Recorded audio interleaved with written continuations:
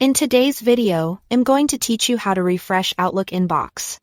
Whether you are using the classic desktop app or Outlook on the web and the new Outlook experience, getting your inbox up to date is quick once you know where to look.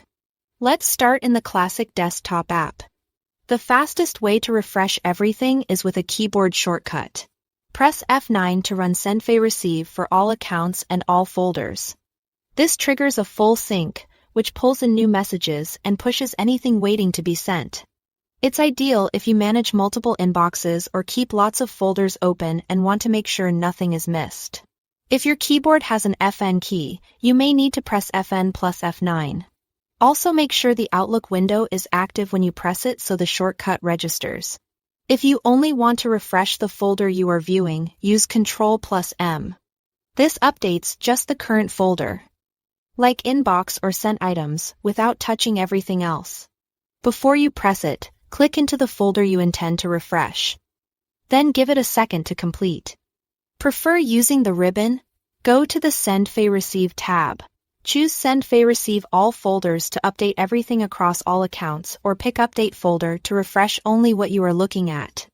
These buttons do the same actions as the shortcuts, so use whichever feels more comfortable. If your mailbox is large or your connection is slow, you might see a brief progress indicator in the status bar. That's normal. Now, let's move to Outlook on the web and the new Outlook. Open the View tab and look for the sync or refresh icon, typically shown as a circular arrow. Click it to request a fresh sync and pull in the latest mail for the view you are in. This is handy when you are waiting on a message and want to prompt the server to update your mailbox right away. You can also refresh through your browser. Click the browser's refresh button, or press F5 or Ctrl plus R. This reloads Outlook, re-establishes the connection, and prompts a new sync. It won't modify your messages. It simply ensures you are seeing the most current state.